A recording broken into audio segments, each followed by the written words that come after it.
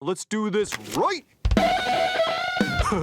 Hope you guys like Weezer. Oh, Weezer. I cannot think of a more hit or miss discography than this band. I feel like for a band as often talked about as this one, it doesn't really need that much of an introduction. But if I were to give a brief one, Weezer is one of the most popular alternative rock bands of the last 3 decades or so. They started off with a beloved and very well remembered debut album, the Blue Album, and the originally hated but since then reclaimed as a cult classic Pinkerton. And since then, they've kind of been just generally a lot more polarizing. The band's golden age is often known to be the first 2 albums, and most people will agree that nothing else since then has really topped them. But still, even excluding the first 2 albums, people's opinions on the band, including mine, tend to be all over the place. Some noticeable highs and some noticeable dreadful lows. And because of that reason alone, I thought this would be a fun band to rank all their songs. Yeah, unlike Radiohead, where I only really dislike a 10% of their songs and feel positive about at the very least an 80% or an 85% of their whole discography, Weezer is definitely not the same case. As much as I love a lot of Weezer songs, there's a lot of bad stuff to go through, and Christ, is some of that stuff really bad. The band also has noticeably more songs than Radiohead, so in hindsight, this was kind of a hard ranking to make. And I'm not just talking about going through the garbage, but also there's a lot of mediocrity in here as well, more than I honestly expected. Rules are going to be the same as last time, in that I'm only going to be including the songs from the studio albums. No Death to False Metal, no Christmas EP, no bonus tracks from other albums. And yes, I'm not including the season EPs that the band made a few years ago as well. I'm sorry season EP fans, but I already have way too much mediocrity to go through in the other albums. Let's not waste any more time. Buckle up, this is going to be a long ride. This is every Weezer song ranked.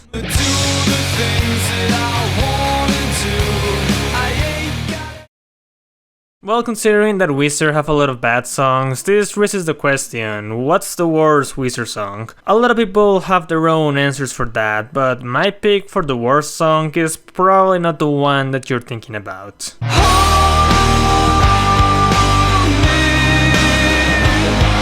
Hold Me is one of the most agonizingly tedious songs that I've ever heard. Good lord, I don't know where to begin with this one. I mean, I don't know, I guess we can begin with the opening lyrics. One of my biggest problems with Make Believe as a whole is generally how much more shallow, whiny, and even childish the lyrics seems to be compared to everything else they've made prior to it, or hell, even after it. And you can definitely hear it here. It's not just a ballad that starts with Rivers whining to you about being scared of the darkness and all things, ooh, but the whole song lyrically wise just feels very half-hearted. It doesn't really come off as sympathetic or out of genuine emotion, it just feels very shallow. And it doesn't help either that Rivers just sounds very pathetic here. Hell, it's not even just the lyrics and the performance, the song instrumentally wise is just awful. It's a ballad that tries to go for a grand emotional chorus, but it's just one of the most brain-dead attempts that I've seen at, well, being grand and emotional. From its really bland, lazy, terrible melody in the chorus to the fact that the song just feels like it never ends. It doesn't even evolve to anything, you're just stuck listening to the same gritty hook because, dear god, do they hold on to this awful melody throughout the whole song. Just such a vacuum of a ballad, I hate it, it's so awful. We Are All on Drugs. This is another song that, while not necessarily a ballad, also falls into the band just relying on a really awful then lazy melody for a noticeably large portion of the track. Like, the song is so agonizingly stupid that it sounds like it's making fun of me. Like if I was some kind of retard or someone being talked down generally. Seriously, why did the band make this song? It just seems like they were, well, on drugs while making it. Imagine being a Weezer fan back in early 2017, getting excited for a new record and actually having high hopes for it. Like damn, Weezer has been making quality music again. I'm sure their next lead single is going to be great.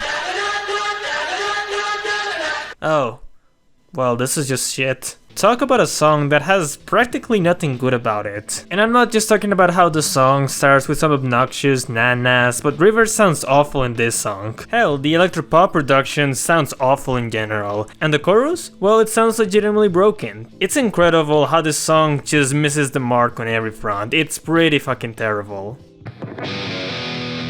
Now we're ready. In the mall. I was in the mall, and I was keeping it steady.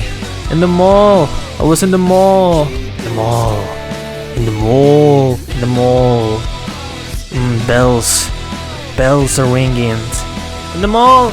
Here's a little fun fact about this song. Apparently it was originally going to be included in the Shrek 2 soundtrack, but that decision ended up being scrapped when the team behind the film saw that the song didn't fit in the movie, and instead Accidentally in Love by Counting Crows took its place instead. And I mean, wow, they really did dodge a bullet right there, because I cannot imagine watching Shrek 2 and suddenly having to hear River sing about his best friend with a bigger demented smile than the song from Teletubbies. I swear to God, there's a lot of songs from this album that sound like they were either made for either preschoolers or just generally dumb people, and that gross, saccharine, sugary melody doesn't help either. While I was listening to every album from this band, I think the album that I had my opinion changed on the most was Steel. At the time, I saw it as sort of a whatever, boring but harmless covers album, and didn't really think much of it. But I definitely grown to dislike the album a lot more for what it represents and a few other things. I'll get into mainly why later on in the video. I just want to talk about the Billie Jean cover because it's really bad. Like, it's so bad that even my 17-year-old brain at the time was able to notice how bad it sounded.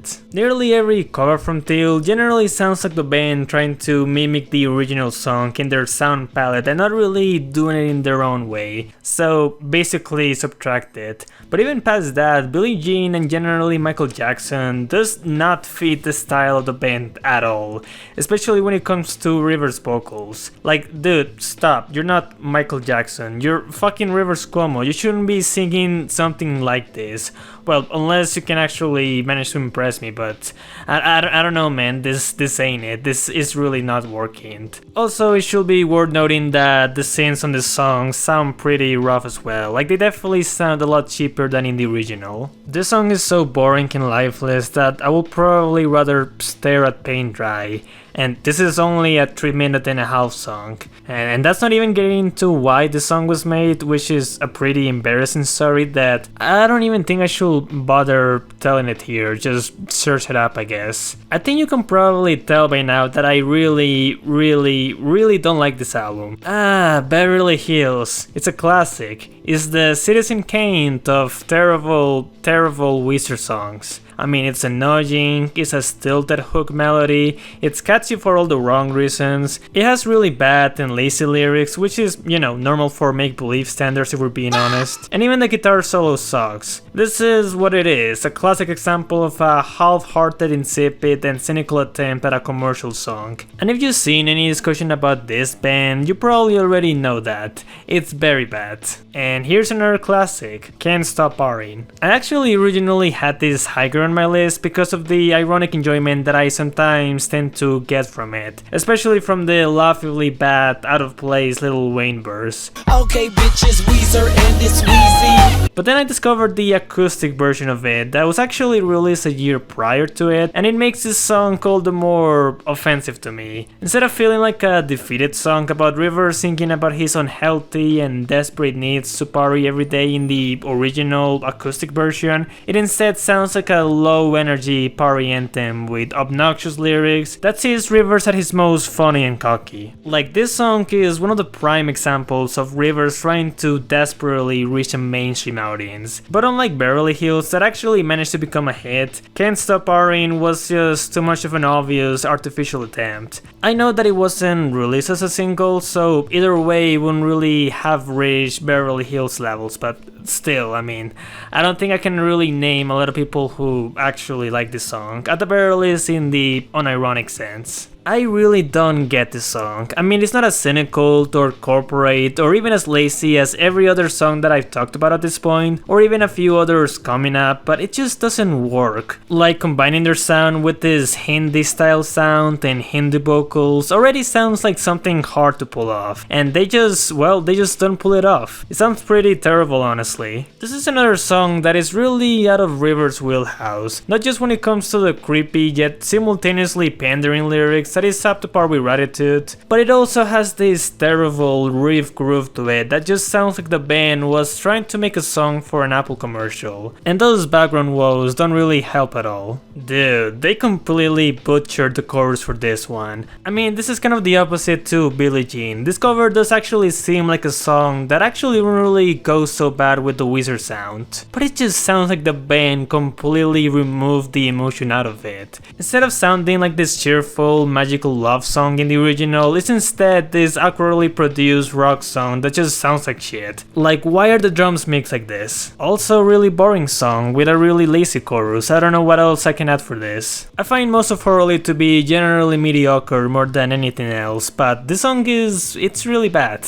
Lyrically wise, I feel like Rivers was probably either high or just completely out of his mind because, like, get this. This song is actually about sex, but it's called Where's My Sex because one of his relatives accidentally said Where's My Sex instead of Where's My Socks. Huh? And instrumentally wise, it's also pretty bad. Like, this song just doesn't really flow melodically at all. Kinda feels like this awkward mole of a song that really should have been on Gratitude if I'm being honest. Man, Rivers really did lose his ability at writing lyrics around the time Make Believe came out. Like, I don't know what happened here. This is kind of the same problem as Billie Jean in that this is just not a song that fits the band sound. And considering that every song on the Teal album is pretty much a bare bones cover of the original with a Weezer coat of paint, yeah, you can definitely tell how much this one doesn't work from that idea. I really don't like how Rivers sounds in Pacific Daydream, and this song is a prime example of it. Rivers singing is pretty obnoxious, and it doesn't help either that the song itself is pretty boring and soulless regardless, just like the rest of the album. This one isn't necessarily as manipulative or as obnoxious as the other make-believe songs that I've talked about, but still, it's a pretty shallow song that just suffers from uninspired songwriting, and yeah, there's really nothing that I like about this song. Looking back to it, the song is a little better than I remembered in that it wasn't as awful as I remember it being back then, but I still find it to be pretty lame. It's corny, it's kind of gross sounding, its melodies and lyrics feel pretty dumbed down, like almost as if Rivers was making this song to preschoolers, and yeah, I mean, it's just pretty boring, even if it's not as in your face obnoxious about it as some of the songs from Make Believe. The first 10 seconds of the song are a prime example of why people don't tend to like this style of production and why Weezer shouldn't even be doing it in the first place. That is, unless they're doing something different with it or unique about it or interesting with it, but they're not. Here's an obnoxious pop trend that I particularly hate: when artists repeat the last word of the line 2 or 3 times as a way to convey some form of rhythm or something. I don't know. Of course, there's always ways to make this right, but because Rivers was not really that concerned on artistic integrity around the time Gratitude came out, he doesn't make it right. You know, Rivers, you should get right. You see what I did there? I'm really funny. Thank you. Man, if only this song got it right. This is probably the most boring cover of the album. Rivers just sings this one like a Chuck E. Cheese animatronic, and why do you need to bring rock instrumentation to the chorus of this? That's not what Stand By Me is about, and again, it will be different if the band was doing something different with it, but they're not. This album is lame. Something that I've realized about this song upon releasing is that this is actually one of the better songs on the album instrumentally. Well, that is if you get past the obnoxious drum machine, and will be a lot higher on my list if it wasn't for the lyrics. Dear Lord, the lyrics. I really don't think I should even say anything. I mean, just showing it to you on screen is probably enough. Oh, and here's my favorite line.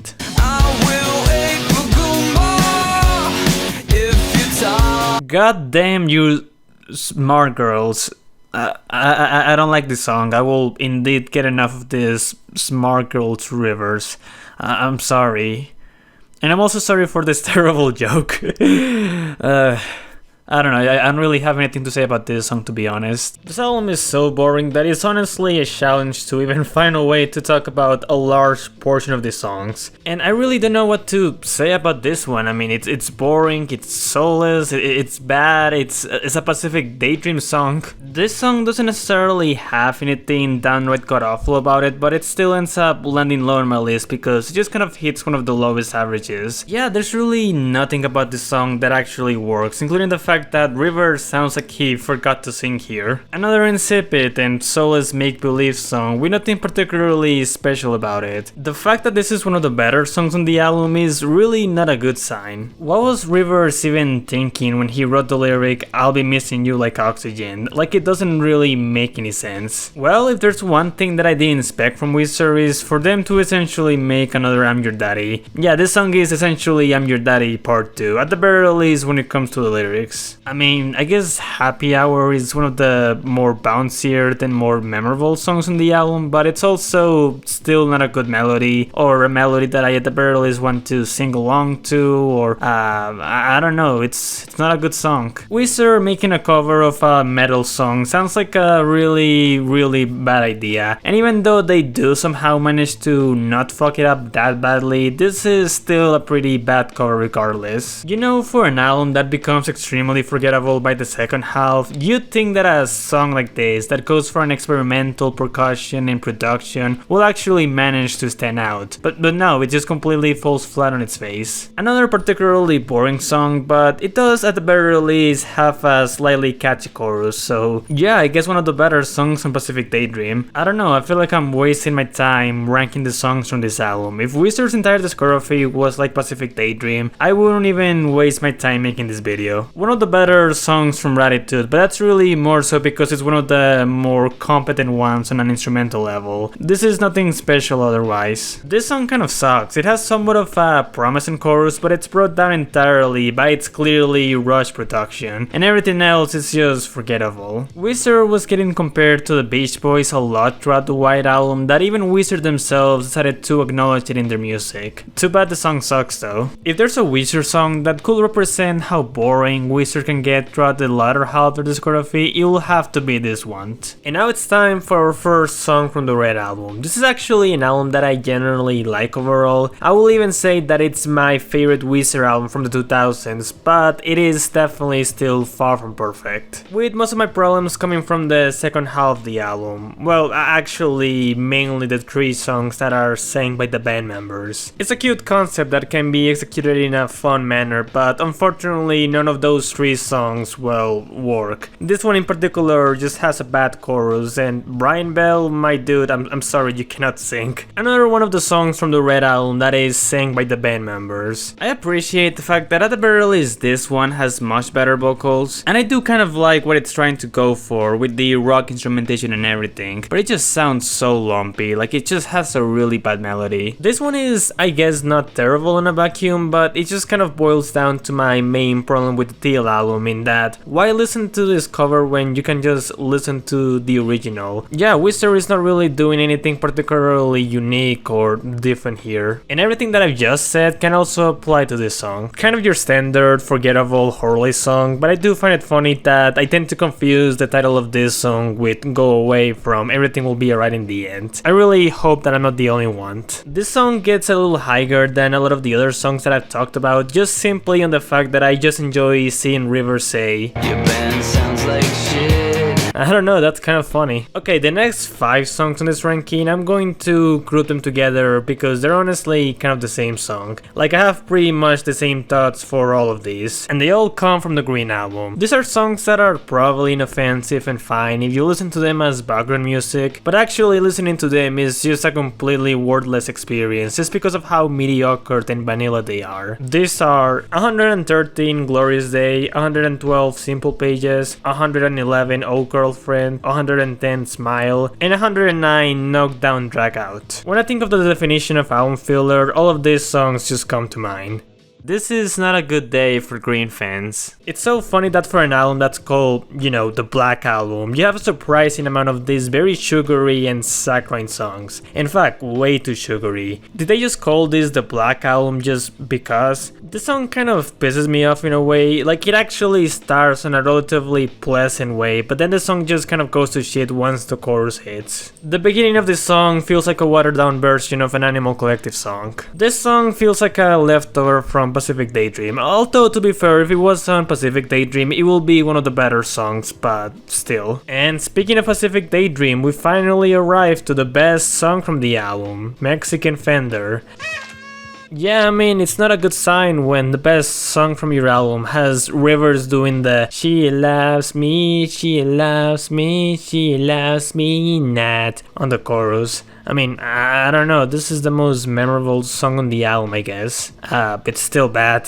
We're not even in the top 100. This album sucks. Perfect situation, what am I gonna do with you? This is one of the most frustrating Weezer songs that I can think of, and that's mainly because it actually starts really promising. Like with the powerful guitars that actually feel very cinematic, they actually managed to make for a strong intro. It's honestly the single best minute in the entirety of Make Believe. The problem, however, is, well, everything else really. A lot of my problems with Make Believe do transfer over with this song as well. The lyrics are terrible, River sounds pretty whiny and even obnoxious, and the chorus is just really lazy songwriting. It is a catchy chorus, sure, but it's honestly just catchy for all the wrong reasons. I don't want to be singing wah ah with you, Rivers. I'm sorry. Die, die, you zombie bastards.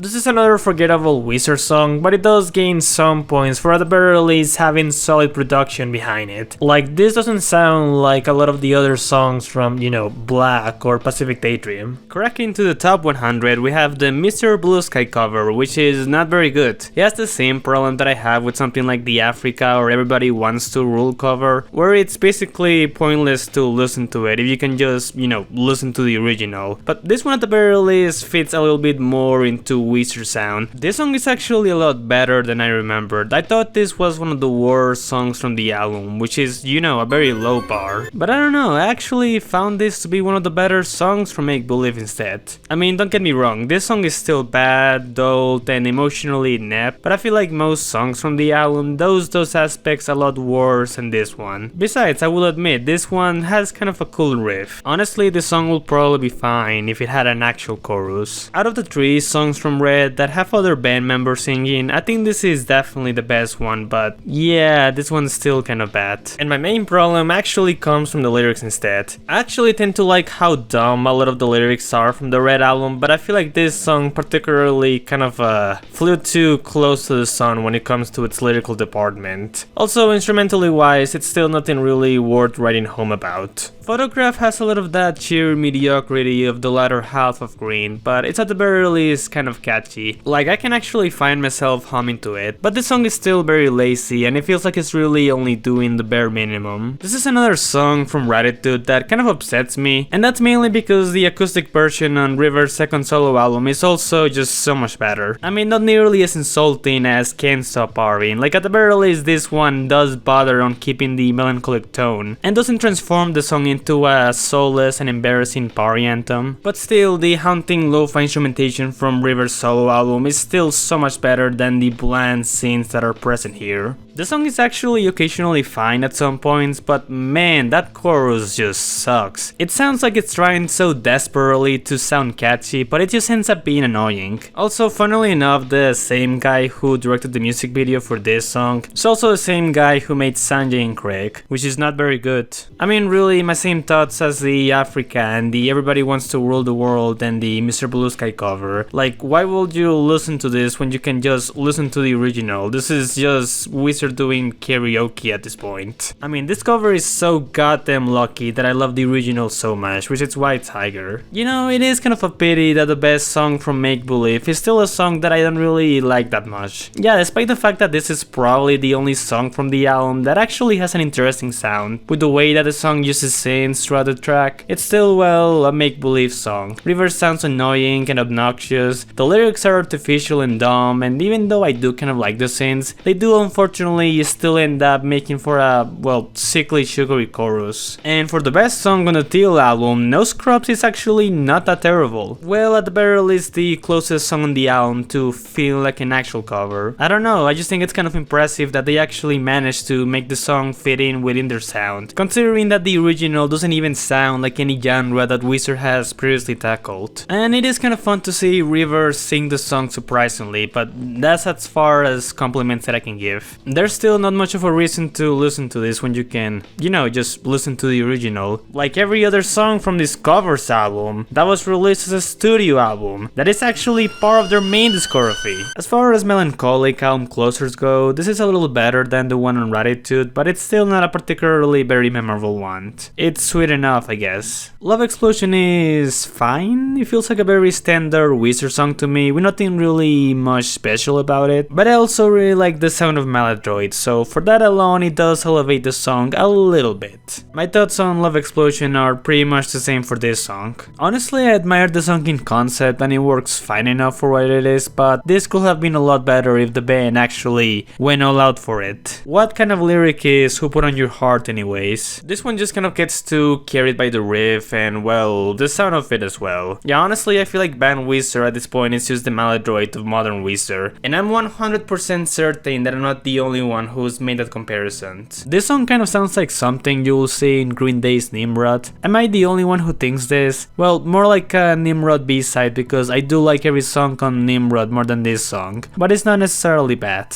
Honestly, this will work a lot better as a solo Rivers Cuomo song. This song is just kind of whatever instrumentally wise, but the lyrics are honestly kind of weird. Like either Rivers was high while making this, or there was just some deadline for this album that I was not aware of. I really cannot think of a reason for anyone to make this with a serious face, but it's weirdly enough memorable for that reason. My thoughts on this song are kind of similar to Photograph from the Green album, but again I do really like the sound of band Weezer, and this one just feels a lot less lazy.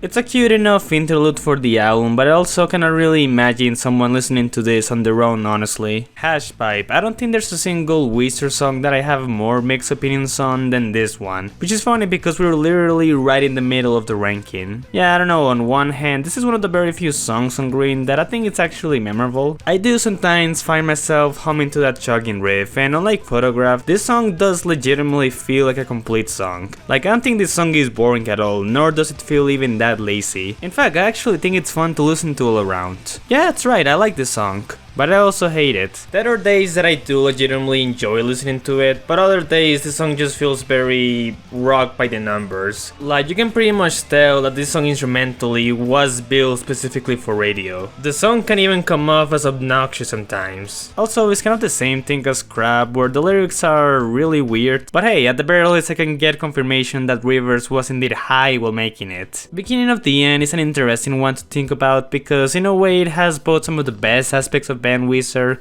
and some of the worst. It has an electrifying sound and a sense of grandness that the song does manage to accomplish in some parts, especially with the chorus, which is certainly very solid. But the song still ends up falling kind of flat by the end. I don't know, it feels like it builds to an underwhelming payoff, but it's still one of the better songs from band Weezer and admittedly an okay song. I think Everything Will Be Alright in the End is a really solid album as a whole, but this is the only song from it that I don't really care for that much. I mean, it does carry some of that soul of the album and the female vocals are pretty cute, but I just don't really like the chorus. Like, it's not exactly a chorus that really flows all that well. I mean, repeating Go Away several times in your chorus can get, well, repetitive. I'm dreaming in the morning, I'm dreaming all through the night, and when I'm dreaming I know that it's alright.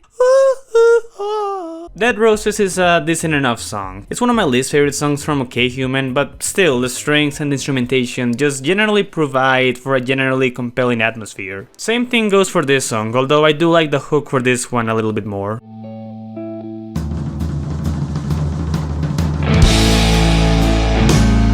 I find it really funny that both this song, which is the closer to Maladroit, and Beverly Hills, which is the first song from the album right after, start off like exactly the same way. I know this because I remember listening to both this album and Make Believe back in 2020 while going through their discography for the first time, and actually thinking Beverly Hills was actually playing when I got to December. Also, I find the song to be pretty decent actually. Not really that memorable wise on a songwriting level, but I do kind of like the Christmassy sweet sound that it has. I mean, hey, it's called December for a reason, right? Listen, I know there's probably a solid amount of people raising an eyebrow on me for having a Gratitude song this high up on my list, but fuck you, I kinda like this song. I mean, yeah, it's cheesy as fuck and the lyrics are not necessarily that much better from the other Gratitude songs, but I don't know, it's bouncy, has a pretty strong and catchy hook, and I just find it fun to listen to. Here Comes the Rain is a pretty sweet song. The hook is a little weak in my opinion, but fortunately I do quite like everything else, especially with the strong presence that is the piano. Yeah, honestly my favorite thing about this song is definitely that piano. One of the biggest strengths of OK Human to me will definitely have to be the variety of instruments and baroque pop influences that the album uses, even for songs like this that don't necessarily have the most memorable hooks or melodies. They still manage to sound really good for this reason alone.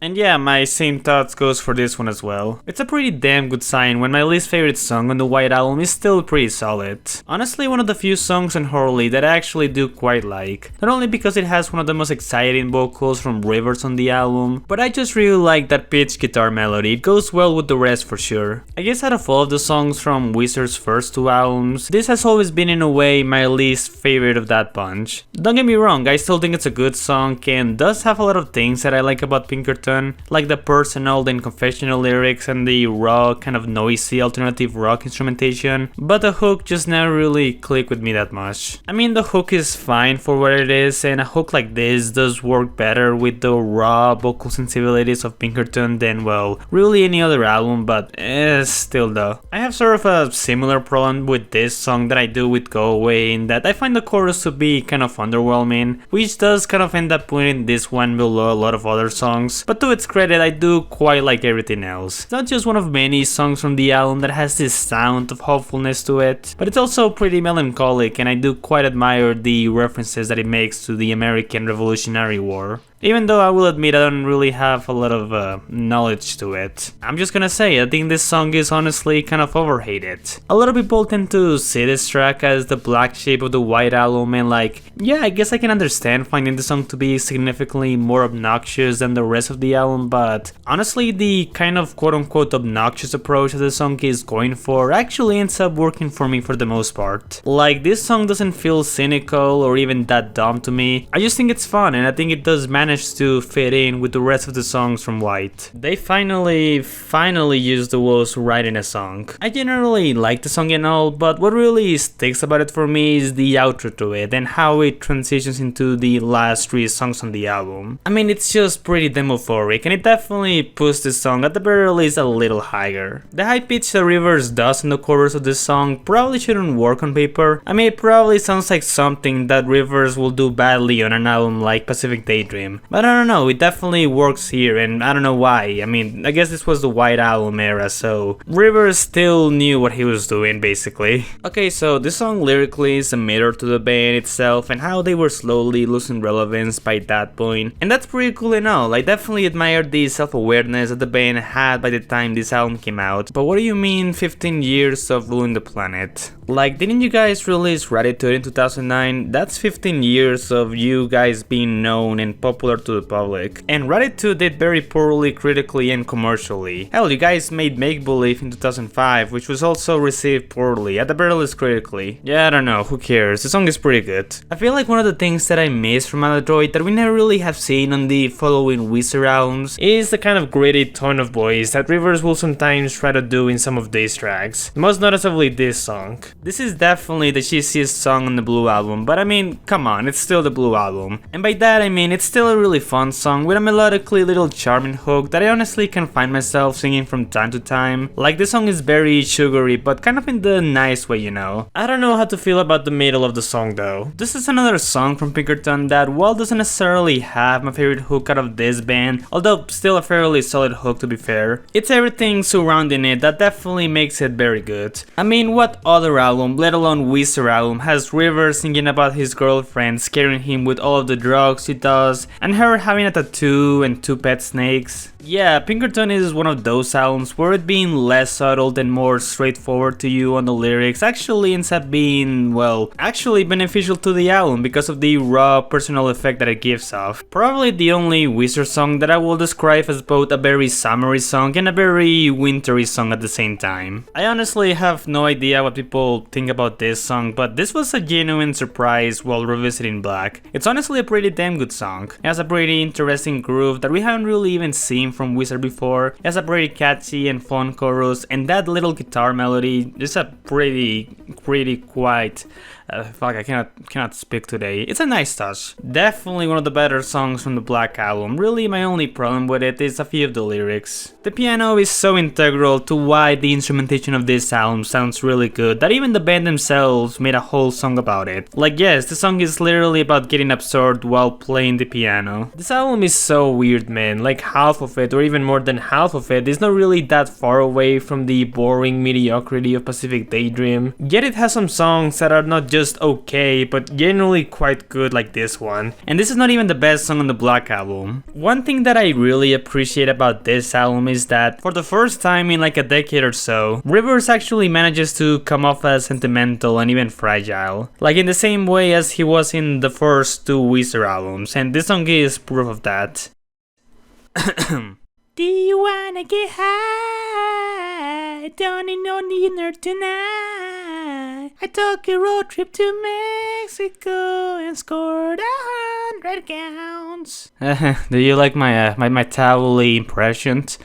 I'm pretty proud of it. Probably the most underrated song from OK Human to me. It's not just instrumentally enchanting like, well, nearly every song on the record, but it definitely has a very sweet sentiment to it all. It's a very pretty song. This has maybe one of the best opening riffs to any Weezer song. Numbers are out to get you. So true, Rivers Cuomo, so true. I've always thought this song was really solid. Not only do I think it pretty much works on all cylinders, but it also serves as both a good follow-up and a good transition to a song that, well, I'll talk about much later. I really don't have an excuse for having this song so high up on my list. I mean, really at its core, it probably took about as much time and thought as most songs from the Green album, aka not much time and thought. And this song lyrically doesn't really mean anything, at the very least that much, but I don't know, this song is just what I will describe as good junk food. It's a fairly simple but really nice song, it just works for me, and I will be lying to myself if I said I didn't listen to this song plenty of times. Not only is this one of my favorite hooks of the album, although I'm not sure if I'm much of a fan of the little whistles,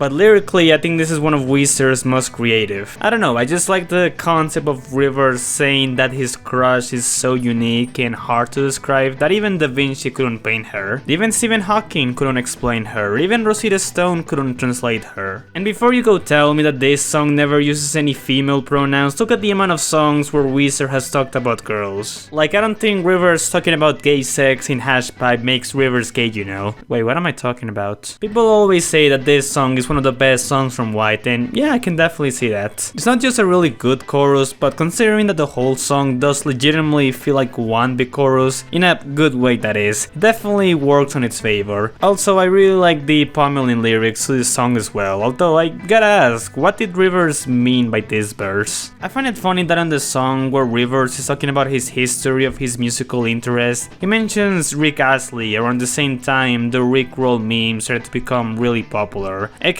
when Rick Astley was becoming sort of a meme himself. The Future Scope trilogy, I'm grouping these 3 songs together because they really work so more as a one piece rather than 3 separate songs, and I don't really know of anyone who listens to any of this in separate, so yeah. The Future Scope trilogy is what it is. The tracks serve both as an epic conclusion to the album and as a space for the band to just go all out in their instrumentation, mainly in guitar solos, in composition, musicians, and they really pull it off well. Although considering that the band are talented musicians generally, that is to be expected. Still though, I really admire the band doing something like this at the end of an album. I think there's a few people out there that still hate Pinkerton for the same reasons that a lot of people did back in 1996. That being, according to them, Rivers being too personal or too confessional or even too creepy. And I'm not going to argue on that right now, but let's be honest here. The lyrics to Why Bother is something that I think a lot more people actually relate to than, well, they would like to admit. I don't think you can accuse Rivers for being too confessional in this song.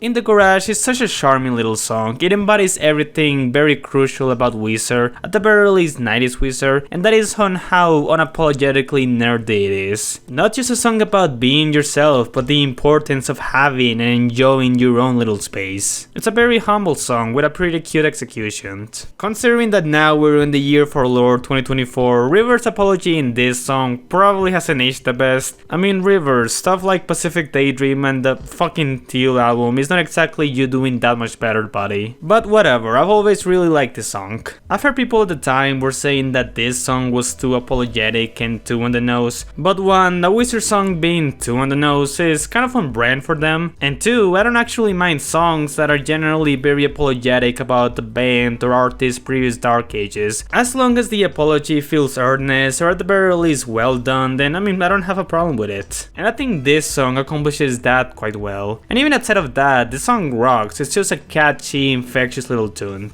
I fucking love the fact that this song is even a thing. It's pretty much Weezer doing a Bohemian Rhapsody sort of song, but on absolute steroids. I mean, the moment you hear those goofy ass sirens after this very sentimental piano melody at the start of the song, and hear Rivers say, You try to play cool like you just don't care. you know you're in for a goofy ass little anthem. It's one of the few songs from the album that is very emblematic of what I like about the Red album. It's goofy, it's zany, it's very tongue-in-cheek, and honestly this kind of tone is really apt for Weezer's wheelhouse. Oh, fuck yeah, that hits the spot. Another song that is very emblematic of what I like about the Red album. Maybe not as ambitious on its goofiness and structure as The Greatest Man That Ever Lived, but it also has the advantage of being such a fun song and it's just so catchy as well. How can you not headbang to this song?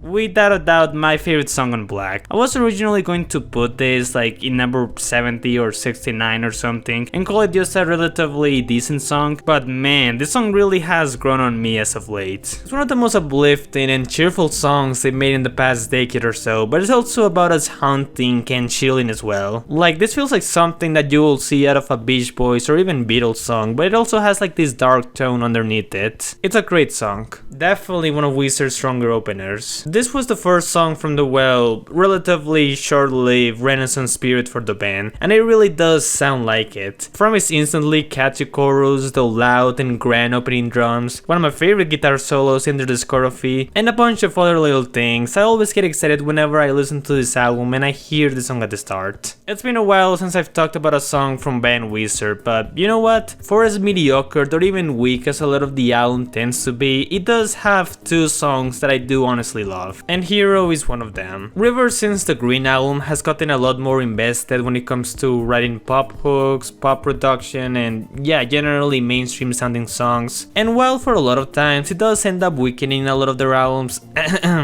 Hero is honestly one of the best songs that follows this particular template. Yeah, this is a song that I honestly came back to several times, and I think that's mainly because for a pop song, this just works so well. Not just because of how memorable and infectious all of the bursts and hook melodies are, but it does genuinely sound uplifting. It kind of sends this message about choosing your own path, not doing what you think people will love you the most for it. It's about doing what you think is right for you. What you believe is what you want. And I also really like the music video for this song as well. It definitely matches the song very well, and it's just one of their best music videos in general. This song is ultimately proof that the band have been clearly Beach Boy fans since the very start, considering how easily I've been able to notice the influence in this track, just with a 90s coat of paint. And I mean, other than Pacific Daydream, those influences did lead to a lot of their best music, so you cannot really blame them. The chorus to this song is one of the most euphoric things that the band has ever done. I know that at this point in this video, I feel like like I'm repeating myself too much because, well, I usually tend to say the word chorus or hook a lot. But this song really does deserve it, to be honest. Like, it feels like it's radiating sunshine out of its ass. Definitely one of the best songs from Maladroit. The thing that mainly sticks out about this song is the really groovy riff, and that alone can maybe carry the whole song, but everything surrounding that groovy riff definitely adds sort of a relaxed, chilled out vibe that I do really like. And that little guitar solo is great as well. This song has the second funniest line on the album. Everyone's a little queer. Oh, can't you be a little straight? Get You actually used to be my least favorite song on Pinkerton, but it has definitely grown on me over the years. It's loud, it's desperate and dirty, probably even more than a lot of the other songs from the album, and even though it can come off as a little bit obnoxious on first listen, at the very least from my experience, I think it definitely gets a lot better when you familiarize yourself a lot more with the album and its themes and the context of it all. It's very much a Pinkerton song in spirit through and through, and even outside of that, the song just sounds great. I remember putting this song in my top 20 best songs from 2021, and yeah, I still probably stand by that. It's at the very least a top 30 song from that year, I will say. And while this is not the highest ranking song on the album, it's still probably the one that it's the most emblematic of what I like about OK Human, and that's on how passionate and unique it feels. Not just because of its handful of colorful melodies, but even though it's a song that's lyrically childish, it does it in a charming way that does come off as genuine and even relatable. It's a very good example of a song that embraces its childlike aspects, so something that I think is great. My personal favorite song from OK Human. It has my favorite melody of the album, and it's a song that definitely works lyrically really well because of, well, its sheer earnesty. I know that a lot of the song at its surface can come off as simply just technology equals bad, and making a song like this can be very risky because 90% of the times you just come off as a blinded by nostalgia old head who thinks people on the streets fall into holes when looking at their phones. But this song works for me because it's tackling an issue that, let's be honest here, has gotten more concerning and relevant as of late. And Rivers is also never really trying to be overly political or ignorant about it. It more so comes from a place of confusion and genuine emotion and experience. I think this song is a little bit overrated, but make no mistake, I still think it's great. I mean, that acoustic opening leading into the opening verse, leading into the shotgun riff, is just such a good combo, and the rest of the song definitely builds on those first few seconds of the song for the rest of it. It's a pretty great and exciting opener, and to contrast to My Name is Jonas, I think No One Else is pretty underrated. I just love the chord progression of it. It captures perfectly the sound of the album, and it just feels so alive. It's hard to talk about this one because it's in a way more basic than a lot of the other songs from the album, but I don't know, I guess the best way to put it is the song will probably not sound as good on any other Weezer album. My favorite song from Hurley, hands down. Like Memories, is another song from Weezer that just fills me with happiness, especially from the way that the song starts with those really energetic drums, contrasting perfectly with its colorful melodies. It just hits the spot right on, and the song throughout its runtime never really abandons that joyful energy. I do, however, have one small gripe with the song, and that is mainly the bridge. Yeah, I don't really like the bridge that much, to be honest. It just feels tonically and melodically out of place, and honestly, this song will otherwise be at the very least a little higher if it wasn't for it. But still, I love this song, it's really damn good. American Gigolo fucking rocks, dude. It's not just a really great way to serve Maladroit, considering that it has a lot of the things that I like from it, but it's one of the best songs on the album on a songwriting level. The opening drums, the catchy and groovy verses, the little guitar melody on the chorus, it's just a really tight song, you know? Troublemaker is such a stupid but beautiful, beautiful song. I mentioned some tracks from the Red album where I really seem to like their goofiness and their tongue-in-cheek humor, and I think Troublemaker is probably the pinnacle of that for me. Just such a fun song, both instrumentally and lyrically. The whole song is about being, well, a troublemaker and not really caring what anyone says, and not in the uplifting, oh, I'm choosing my own path sort of way like Hero. No, it's more so in this rebellious, humorous way. Just by reading many of the lines of the song, you can tell that Rivers is taking the concept of it to the extreme. The hook of the song, and generally the whole song as well, is also just so much fun to listen to. It's quite an anthem, honestly. The greatest line to be said on any Weezer song. Also, this song is really fucking fun, man. It has the best use of the...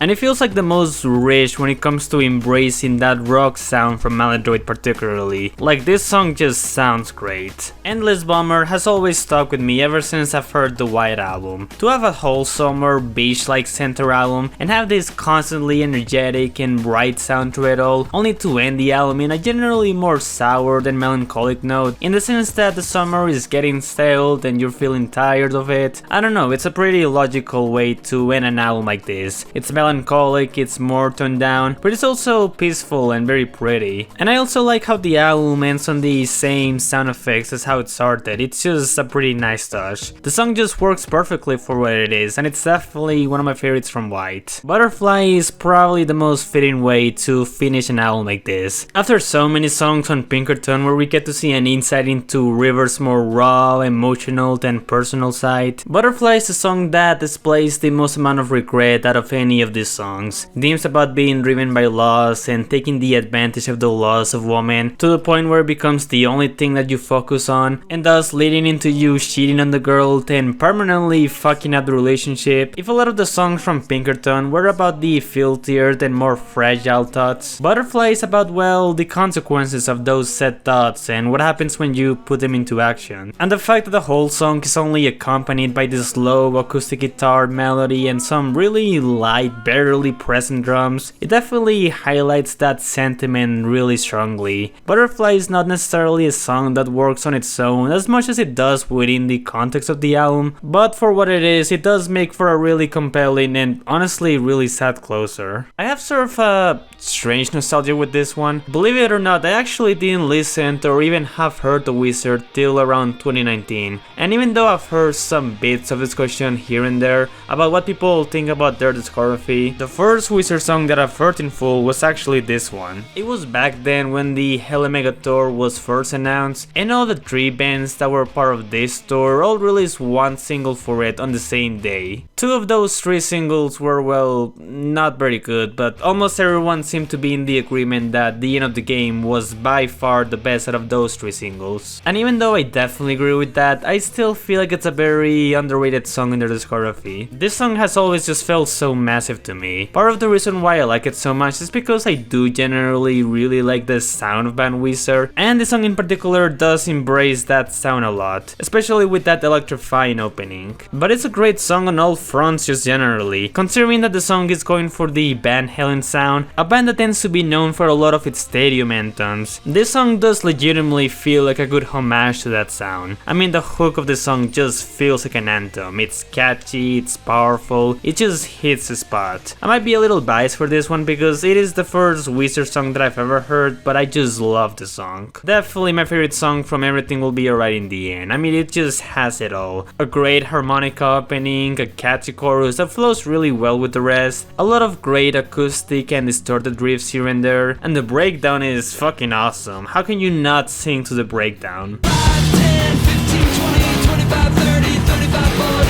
Oh, and the guitar solo that follows it up immediately is just, I mean, just the cherry on top. Buddy Holly, undoubtedly a classic in the discography and essentially the song that put Weezer on the map. The band has been really commercially successful since, well, the Blue Album, and even though they started to gain a lot of success with the Sweater song, Buddy Holly was what mainly launched him into the mainstream. Yeah, part of that was mainly because of the music video, but I think people have always loved the song regardless. It just embodies everything that makes a Weezer song fun. Yeah, it's cheesy, it's sugary as all hell, it has a bunch of...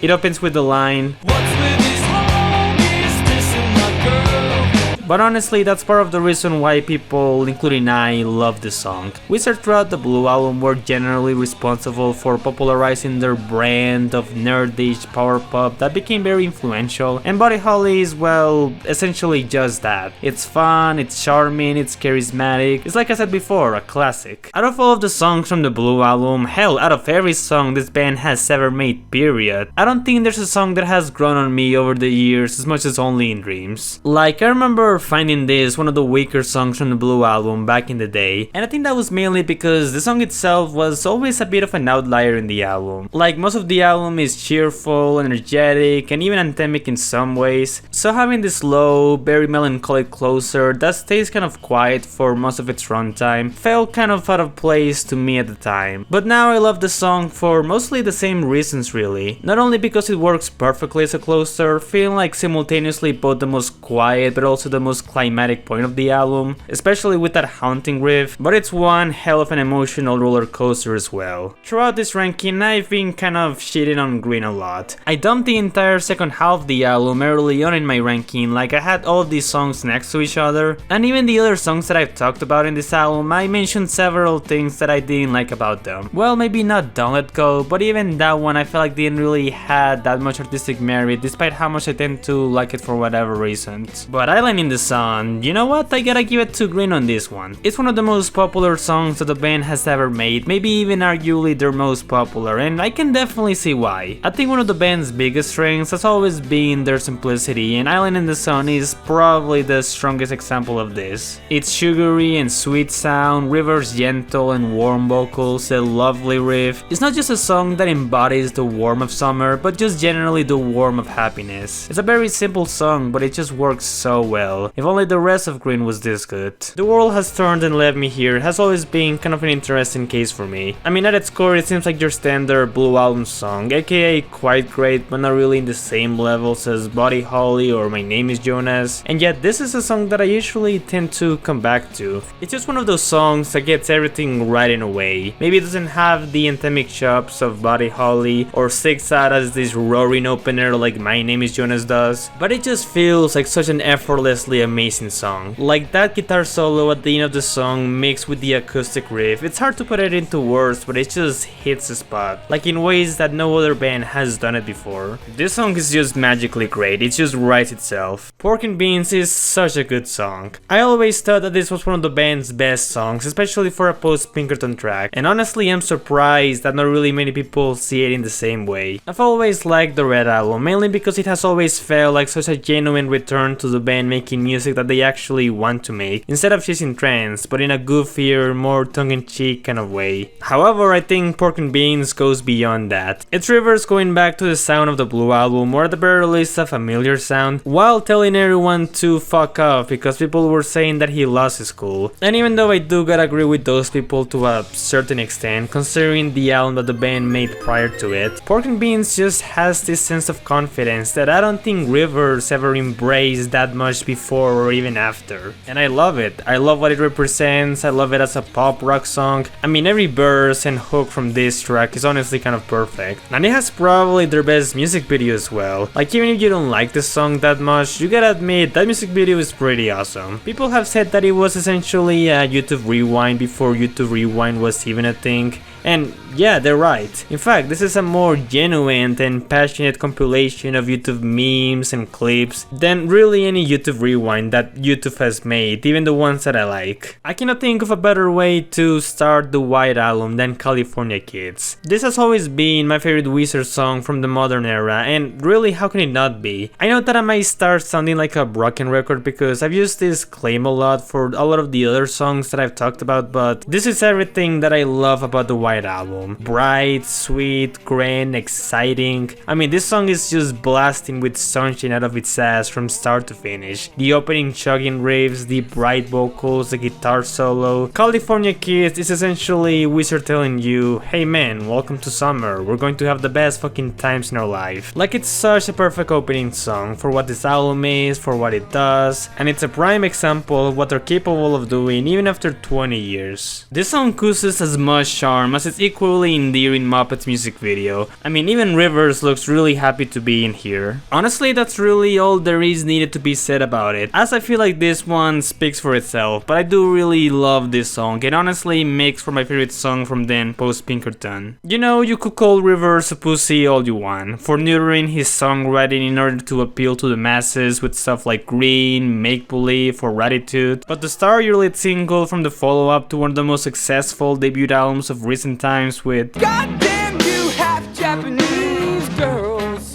That's pretty fucking ballsy and cool. El Scorcho has got to be the most quotable song that the band has ever made. It's silly and messy, but for really all the right reasons, and really just puts all the band's personality from the 90s in full display. So much of Pinkerton is direct and emotional, but that brutal honesty does manage to also play a big factor into why the goofiness of this song works as well as it does. The melodies across it are just so energetic and catchy, and I've always loved how unapologetically itself the song is. It really does make for a really entertaining song. And yes, you bet your ass that I dig that dumb little Green Day line as well. Undone is not only the first song that Weezer has ever released to the public, but it's also the first Weezer song that Rivers has ever written. Like, ever. All the way back in 1991. And I find that so poetic because I really cannot think of a more fitting debut single than this one. In my mind, whenever I think of Weezer, the first song that comes to mind is this song. I mean, it just represents everything that the band stands for. A song about being a geeky little nerd who's just trying to make social interactions, and you put on the sweater, which is sort of like the shield that hides who you truly are.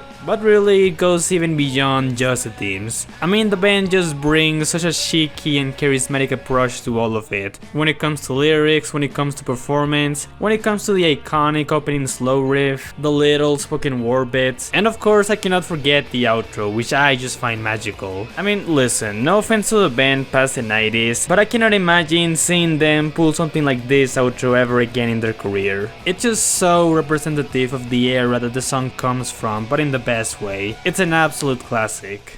I'm going to be honest with you, I'm actually kind of surprised this song wasn't a hit when it came out. I mean, I know the reason should be obvious, the album was originally a flop, both commercially and critically, and as much as I love El Scorcho, the song itself was, well, too quirky and weird to really even see it become a hit for the band, let alone a lead single. But honestly, I always thought A Good Life was an easy song to love from the start. I mean, it's a song that works wonderfully both within the album and outside of the album. Like, I actually listened to this song plenty of times without even listening to Pinkerton. And if it wasn't for the fact that the song came from an originally hated upon release album, it could have become one of their biggest hits. I'm willing to bet on that. I don't know, maybe this is just me, but I've always loved this song from the very first time that I listened to Pinkerton. In fact, a lot of the songs from the Blue album took longer to grow on me than this one ever did. I just think this is a perfect song, like it has a lot of the personality and straightforward nature of the lyrics from Pinkerton. Also, I think this works wonderfully as a pop rock song. It's not my favorite song from Pinkerton, but it's probably the one that I listen to the most from the album just because of how tight and perfectly crafted the songwriting and melodies from the song are. Across the Sea, this is going to be kind of an awkward one to talk about. And it's not just because of the song itself, that is definitely the most controversial and even the most disturbing when it comes to lyrics, but I'm more so referring to the fact that I relate to a lot of those lyrics. Honestly, I will argue that this is a song that I think will resonate with more people these days, considering that we're now living in the internet age, where pretty much everyone uses the internet. And I think a lot of those people do have connections with people all over the world. I certainly did. I didn't just met and talked to a lot of people through the internet, but there has been even times when I developed strong connections. Obviously, it's not the same situation as getting a letter from your fan from far away, but still, this is a feeling that haunts you, reminding you every day that there's a very unlikely chance that you'll be able to meet that person in real life, because you both live far away from each other. It's pretty depressing. And I think this song does speak to a lot of those issues with a purely uncensored, genuine emotion. I really love this song. A lot of people tend to give it a lot of shit these days because of how delicate the lyrics tend to be. Hell, some people even say that the song is creepy. But it works so well for me, not just because of how raw and personal the emotion comes off, but I definitely admire the courage of it all. A lot of the reasons as to why I love the song are, well, personal, but even if that wasn't the case, it just serves as a really powerful insight into the deep loneliness and the darker thoughts that were invading Rivers at the time. And the way that he expresses it in the song, matching it with some of the most sentimental and melancholic melodies of the record, and the emotional and authentic emotion, especially throughout the chorus, I find it to be really powerful.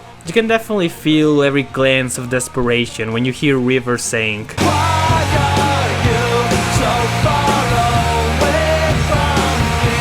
especially since the song essentially goes from a 0 to 100 by that point. It's a good example of that straightforward confessional nature that I love from Pinkerton. Say It Ain't So is a goddamn masterpiece of a song. It's one of the best songs from the 90s and definitely the defining moment from the Blue Album. This is a song that isn't just about the dangers of alcohol and how it's affecting River's family, but the way that it's portrayed as a generational problem to the point where it's even affecting him, and the way that the song further highlights that emotion in so many different and powerful ways. Like, there's several moments here that are just unforgettable. And I'm not just talking about River's vocals, which are pretty fantastic as well, especially during the bridge, but this is genuinely a masterpiece on a songwriting and instrumental level as well. The main riff is one of their absolute best, the heavier parts of the song really do hit and definitely leave an immediate impact. The way that the song just switches back and forth between its softer than more relaxing moments with the heavier than more climatic moments is generally just fantastic and ties perfectly with the themes of the song. I don't really know what else I can say about it, it's just phenomenal in every single way. However, my pick for the best Weezer song is Tired of Sex. Not only do I think it's their best opener, but after thinking it for a while, I've come to the conclusion that yes, this is their best song. I mean, not really by that much, I do think Say It Ain't So and Across the Sea are not really that far away, but still, Tired of Sex is just the essential Pinkerton song to me. It's not just a perfect song to start the album because of how good the song itself is, but the song just straight up kicks you in the balls with all the emotional then heavy madness that you're about to encounter in the album. I mean, with its really distorted and raw riffs, punchy drums, confessional and desperate lyrics that I guess I don't really necessarily relate to. I mean, I am still a virgin, but that honestly doesn't really matter because it's still a song that displays these hard-hitting and real struggles with this sense of honesty and just telling you how it is. And the music reflects that pure honesty just perfectly. Even with things like the song's guitar solo that just sounds completely sporadic and out of control, this is a song that completely embraces that rawness to its full potential. And to be honest, even if you're still a virgin, I feel like this is a song that can still in a way speak to you because really, there's a lot of people out there that can feel attraction to someone else just purely for sexual reasons. Like, engaging with someone else for that reason alone can definitely leave you empty and trapped because once the lust is gone, you are basically left with no other reason to engage with your partner in other things that aren't sex. And this song speaks to that struggle. It speaks to the desire of actually wanting to form a love bond that isn't just about sex, but about finding actual love in your life, and I think that's beautiful. And that's the Weezer ranking. I'm sure that I made everyone angry with at the very least a few of these takes, but hey, that's part of the nature and fun of making rankings like this. Especially for a band as divisive as Weezer. And despite how rocky their discography is, I did have a lot of fun revisiting a lot of these albums, despite a lot of them being, well, extremely flawed. Like, honestly, I will still consider myself a fan of their music. In my opinion, being a fan of an artist or band isn't necessarily mainly defined by how consistent or solid their discography is. Although obviously liking a good chunk of their music is still definitely a contributing factor, but I think it's mainly defined by how much you're interested and engaged with their music. And Weezer has made a lot of bad music, hell, a lot of mediocre music, but I wouldn't have made the ranking of all of their songs if it wasn't because of how much I care about them. Also, if you're curious to see what my updated ranking of their albums are, well, here's a list. My top 2 are pretty much interchangeable at this point, but I think I stand by everything else in this list. Well, that's it for now. Thank you for watching, and I'll see you next year in Bell's Basement.